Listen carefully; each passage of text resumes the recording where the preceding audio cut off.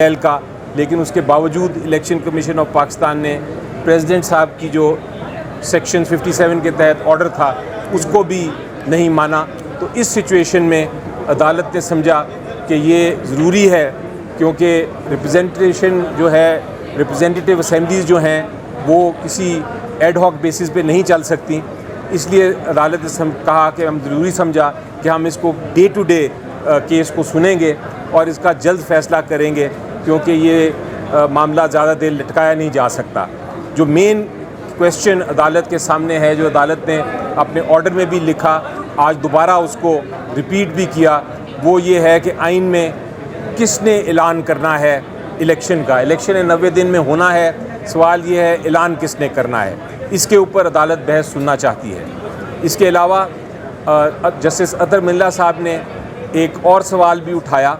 उन्होंने कहा कि ये तो दुरुस्त है कि हम ये जो सुओ मोटो केस में हम ये सुन रहे हैं और पिटिशन में हम ये सवाल सुन रहे हैं कि ऐलान किसने करना है, लेकिन इसके साथ साथ आप एक और सवाल का जवाब दीजिएगा कि वो ये है कि आइन के तहत क्या असेंबली डिज़ोल्व हो सकती है, क्या असेंबलीज़ जो KPK की और पंजाब की डिज़ोल्व हुई, क्या वो आइन के मुताबिक थी या नहीं। और उसके ऊपर जस्टिस मंसूर अली शाह साहब ने एक मज़ीद सवाल कहा कि अगर सपोजिंग ये फ़ैसला होता है कि जो आइन में ये असेंबलियाँ डिज़ोल्व नहीं हो सकती, तो क्या हम इसको असेंबलीज़ को वापस रिस्टोर कर सकते हैं कि नहीं। इसके ऊपर भी कानूनी बहस होगी, जिसका मैंने जवाब दिया था कि ये सारे इन सवालों के जवाब आइन में लिखे हैं और ये इंशाल्लाह जब ये समाअत शुरू होगी तो हम आइन में उसका जवाब देंगे आइन के मुताबिक और कानून के मुताबिक। जहाँ तक नोटिस का ताल्लुक़ है, अदालत ने कहा कि हम PDM की जो जमातें हैं उनको भी नोटिस करते हैं, जो बार काउंसिल है उनके वाइस चेयरमैन को भी करते हैं नोटिस, क्योंकि वो स्टेक होल्डर्स हैं और उन स्टेक होल्डर्स को भी हमने सुनना है। लेकिन अदालत ने ये बड़ी बात क्लियर कर दी कि इस सारी जो इस केस की समाअत जो है वो डे टू डे ही होगी, क्योंकि इसमें ताख़ीर की कोई गुंजाइश नहीं है। ये पोजीशन थी जो आज का केस सुना गया। उसमें जस्टिस मंदोखेल साहब ने भी एक इजाफी नोट भी दिया, जहां उन्होंने suo motu exercise of power के ऊपर जो है वो एक अपना नोट दिया कि ये किस सूरत में होनी चाहिए या नहीं होनी चाहिए। वो नोट भी एक इजाफी नोट अभी आ जाएगा जब डिटेल्ड आज की प्रोसीडिंग्स का ऑर्डर आएगा। जी अच्छा, ये बताइएगा कि जो एतराज़ उठाया गया है अवामी हलकों की तरफ से बेंच के ऊपर, आपको लगा कि समाअत को इसका असर हुआ?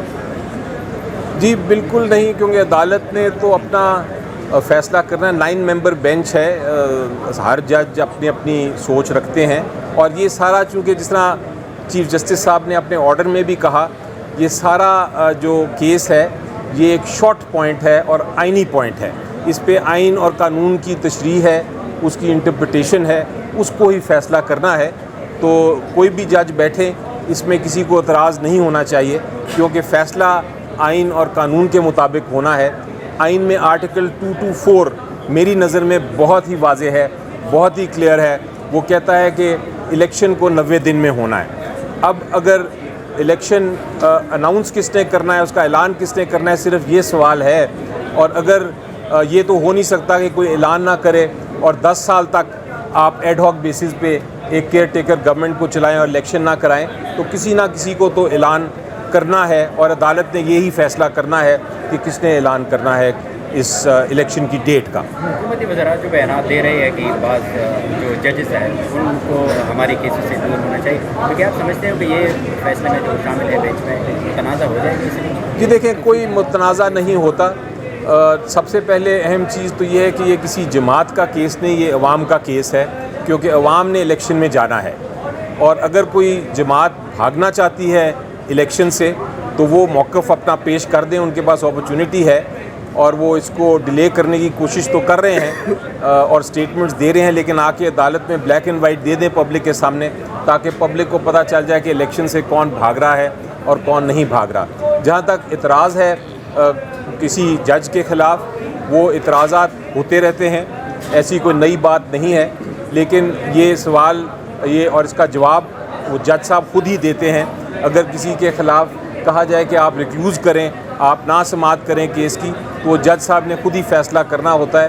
لیکن میری نظر میں، ذاتی رائے میں، یہ ایک بڑا انفارچونیٹ بات ہے کہ ہر بات پہ ہم ایک پولیٹیکل ایشو پہ اپنے جج صاحبان کے اوپر اعتراضات کرتے ہیں.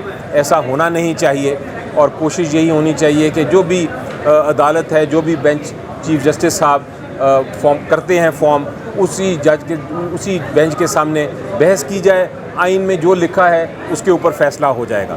رجسٹر صاحب یہ بتائیے گا کہ اگر یہ 25-30 دن کیس چلتا ہے اور اس کے بعد پھر 3 مہینے کا ٹائم الیکشن کمیشن کو بھی چاہیے